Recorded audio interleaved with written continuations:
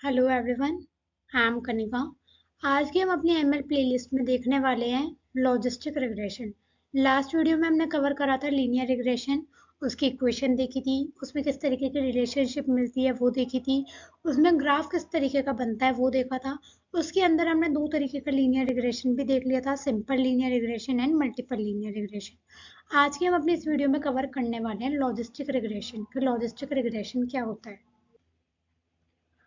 तो logistic regression में क्या होता है, अगर मैं यहाँ पर लॉजिस्टिक रिग्रेशन की बात करती हूँ, तो लॉजिस्टिक रिग्रेशन में क्या होता है, ये हमारा काम आता है क्लासिफिकेशन टास्क के लिए। देखो हमने जो पढ़ा था लीनियर रिग्रेशन में हमने क्या देखा था कि लीनियर रिग्रेशन में क्या होता था। लीनियर रिग्रेशन में हमारे दो तरीके के वेरिएबल्स होते थे, डिपेंडेंट वेरिएबल, इंडिपेंडेंट वेरिएबल, जिसमें हम डिपेंडेंट वेरिएबल की वैल्यू को प्रिडिक्ट करते थे इंडिपेंडेंट वेरिएबल की मदद से। लेकिन उसमें क्या होता था, जो हमारी प्रिडिक्टिंग के बाद वैल्यूज आती थी वो हमारी कंटिन्यूस रेंज में आती थी। कंटिन्यूस रेंज में आने का मतलब ये है कि हम उसे क्लासिफिकेशन नहीं बोल सकते।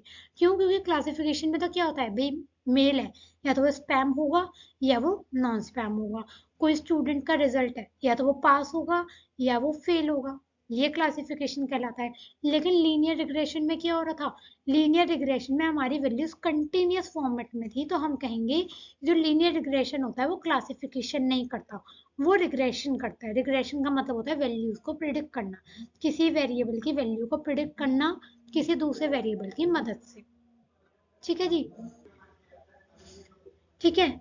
लेकिन जबकि लॉजिस्टिक रिग्रेशन में क्या होता है, लॉजिस्टिक रिग्रेशन में भी हम काम सेम करेंगे। हमारे पास क्या होगा, एक होगा हमारा इंडिपेंडेंट वेरिएबल एक्स एक्सिस पे, एक होगा हमारा डिपेंडेंट वेरिएबल वाई एक्सिस पे।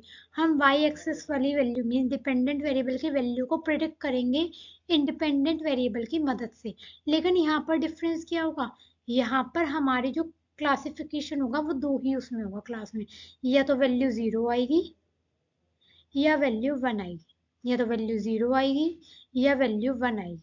तो यहाँ पे हमारा जो प्रिडिक्टिंग वैल्यूज आएंगी वाई की, वो हमारी कैटेगोरिकल आएंगी, कंटिन्यूस ना आकर कैसे आएंगी, वो हमारी कैटेगोरिकल आएंगी।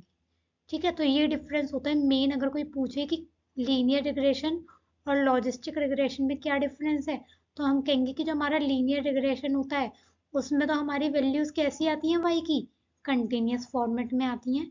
जबकि जो हमारा लॉजिस्टिक रिग्रेशन होता है उसमें हमारी वाई की वैल्यूज कैसी आती हैं, कैटेगोरिकल आती हैं। इसीलिए लीनियर रिग्रेशन को हम यूज करते हैं रिग्रेशन टास्क के लिए, जबकि लॉजिस्टिक रिग्रेशन को हम यूज करते हैं क्लासिफिकेशन टास्क के लिए। ठीक है, आगे अभी एग्जांपल देखेंगे इस वीडियो में। जैसे कि अगर मैं बात करती हूँ लॉजिस्टिक रिग्रेशन क्या है, तो ये भी हमारा एक स्टैटिस्टिकल मेथड है जो कि बाइनरी या मल्टी क्लास क्लासिफिकेशन प्रॉब्लम्स में काम आता है। मीन्स काम, अगेन मैं फिर से कह रही हूँ, काम वही होगा, एक डिपेंडेंट वेरिएबल होगा, एक इंडिपेंडेंट वेरिएबल होगा।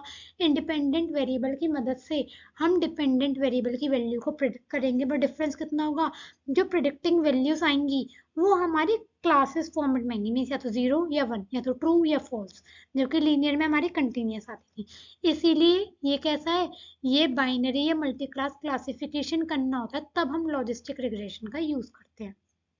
ठीक है, इसमें जो लॉजिस्टिक फंक्शन यूज होता है वो यूज होता है हमारा सिग्मोइड। सिग्मोइड फंक्शन अभी क्या होता है वो भी आगे देखेंगे। ठीक है, यूज कहाँ कहाँ पर आता है, हेल्थ केयर में यूज आता है हमारा लॉजिस्टिक रिग्रेशन, फाइनेंस में या मार्केटिंग में यूज आता है हमारा रिग्रेशन। ठीक है, आगे एग्जांपल्स देखेंगे। इसकी अगर मैं बात करती हूँ इक्वेशन की, तो देखो इसमें भी हमारा डिपेंडेंट वेरिएबल होगा एक, जिसे हम कहेंगे वाई, जिसे हम क्या बोलेंगे, वाई, जो कि कैसा होगा, कैटेगोरिकल वेरिएबल। कैटेगोरिकल मतलब या तो वैल्यू जीरो या वन। अगर मैं बात कर रही हूँ बाइनरी क्लासिफिकेशन की, तो कैटेगरी में हमारी वैल्यूज आएंगी इसकी, या तो जीरो आएंगी या वन आएगी।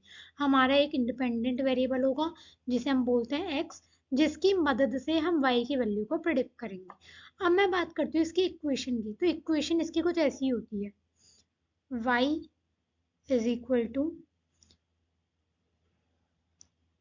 1 डिवाइडेड बाय 1 प्लस e की पावर में माइनस z, ये होती है इसकी इक्वेशन। उसमें क्या थी, y is equal to b naught plus B one x linear में, जबकि लॉजिस्टिक में क्या बन जाती है, y is equal to 1 upon 1 plus e की पावर माइनस जेड। जेड क्या है? जेड आपका वही है लीनियर वाला, B naught plus B one x. बस ये जेड आपके नेगेटिव में आके ई की पावर में आ जाता है लॉजिस्टिक में। याद रखना लीनियर में आपका क्या होता है? y is equal to b naught plus B one x, जबकि लॉजिस्टिक में क्या बन जाता है? y is equal to 1 upon 1 plus e की पावर में माइनस में b naught plus B one x. ठीक है जी, बस इतना डिफरेंस होता है। लीनियर की इक्वेशन होती है y is equal to b naught plus B one x, जबकि लॉजिस्टिक की क्या बन जाती है? y is equal to 1 upon 1 plus e की पावर में माइनस में b naught plus B one x. Clear? ये होती है लॉजिस्टिक रिग्रेशन की इक्वेशन। अगर मैं बात करती हूँ ग्राफ की, तो ग्राफ इसका कुछ बनता है ऐसे, है वही x एक्सिस है, y एक्सिस है, यहाँ पे आपका इंडिपेंडेंट वेरिएबल है x, यहाँ पे आपका डिपेंडेंट वेरिएबल है y। बट अगर मैं इसके ग्राफ की बात करूँ तो ये आता है आपका कुछ ऐसे एस कर्व। ठीक है, वैल्यूज नॉर्मली क्या होती है? या तो मैंने कहा 0 0 0 0 0 वैल्यू आएगी, या फिर 1 1 1 1 1 वैल्यू आएगी। मीन्स आपकी इसमें y की दो ही वैल्यूज आती हैं, तो y इक्वल टू 0 आएगा, ये y इक्वल टू 1 आएगा। x की वैल्यू तो आपकी वैसी बढ़ रही है जैसे लीनियर में बढ़ती थी, बट y की वैल्यू कंटिन्यूस ना बढ़ के या तो वो वैल्यू 0 देगा या वो वैल्यू 1 देगा। यहाँ पे हम क्या करते हैं? यहाँ पे हम एक इक्विलिब्रियम स्टेट लेकर चलते हैं, जिसे हम बोलते हैं 0.5। ठीक है, और यहाँ पर हम क्या करते हैं? हम ये कह देते हैं कि भाई अगर 0.5 से कम वैल्यू आ रही है y की, तो हम उसे y इक्वल टू 0 मानेंगे, 0 के इक्वल मानेंगे। अगर 0.5 या उससे ज़्यादा वैल्यू आती है, तो हम उसे y के अप्रोक्सीमेट लेकर चलते हैं। इसीलिए मैंने कहा कि कैटेगरी वाइज होता है 0 या 1।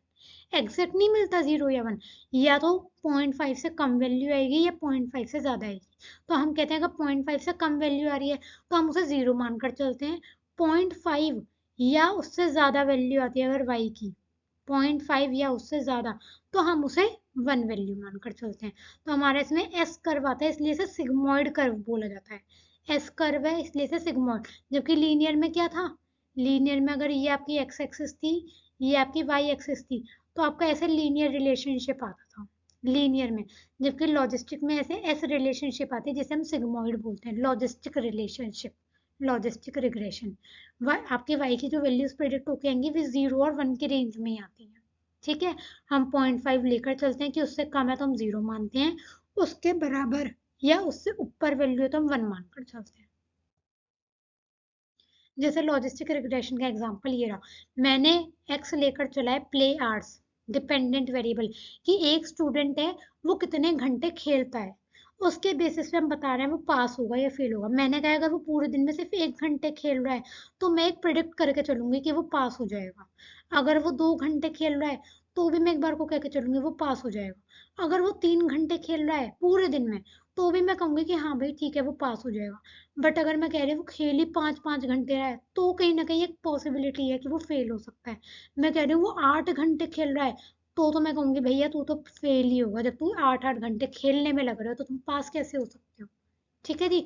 तो हमने क्या करा, हमारा जो इंडिपेंडेंट वेरिएबल था वो तो कंटिन्यूस था, लेकिन जो हमारे इंडिपेंडेंट वेरिएबल की वैल्यू आई वो कैसी है? कैटेगोरिकल, या तो पास या फेल, या तो पास या फेल।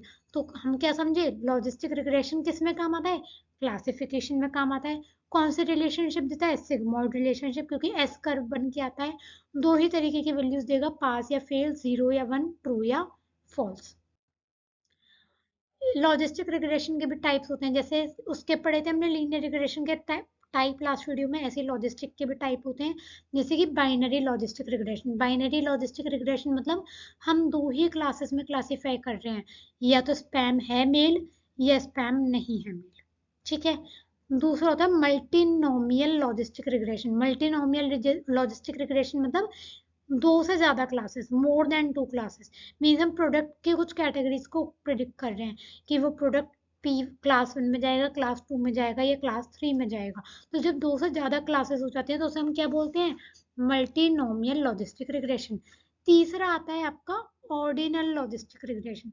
ऑर्डिनल लॉजिस्टिक रिग्रेशन मतलब जब हम कस्टमर के सेटिस्फेक्शन लेवल के बेसिस पे एक ऑर्डर में कुछ कैटेगरीज बना देते हैं, कैटेगरी 1, कैटेगरी 2, कैटेगरी 3। मीन्स हमने एक ऑर्डर दे दिया कि भाई इस कैटेगरी में सारे अच्छे हैं, सेकंड कैटेगरी में थोड़ा कम, थर्ड कैटेगरी में और कम, चौथी कैटेगरी में सेटिस्फेक्शन और कम हो गया।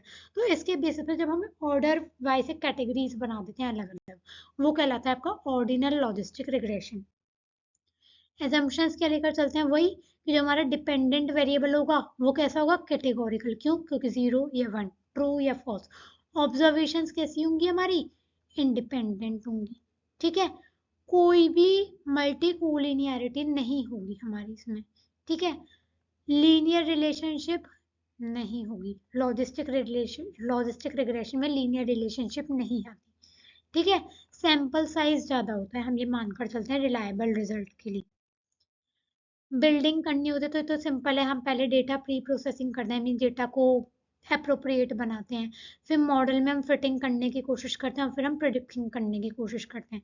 एक थ्रेशोल्ड सेट करके चलते हैं हम 0.5, वही जो अभी मैंने अभी आपको जस्ट बताया कि 0.5 से कम वैल्यू होगी तो हम उसे 0 मानकर चलेंगे, 0.5 के बराबर या उससे ज्यादा वैल्यू होगी तो हम उसे 1 की कैटेगरी में लेकर चलेंगे।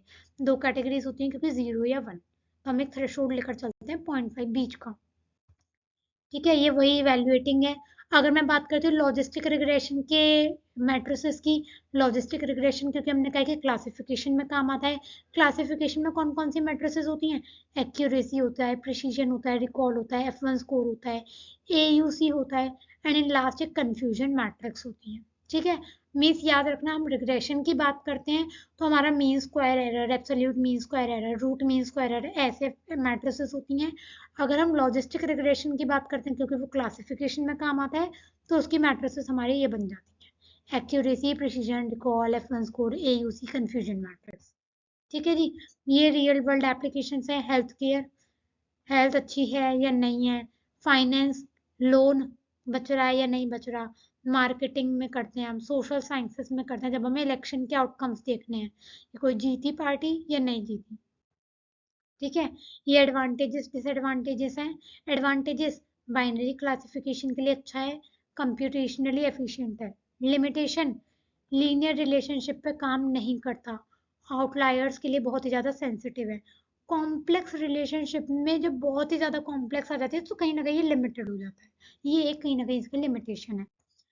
ये की टेक अवेज हैं, ये तो नॉर्मल है।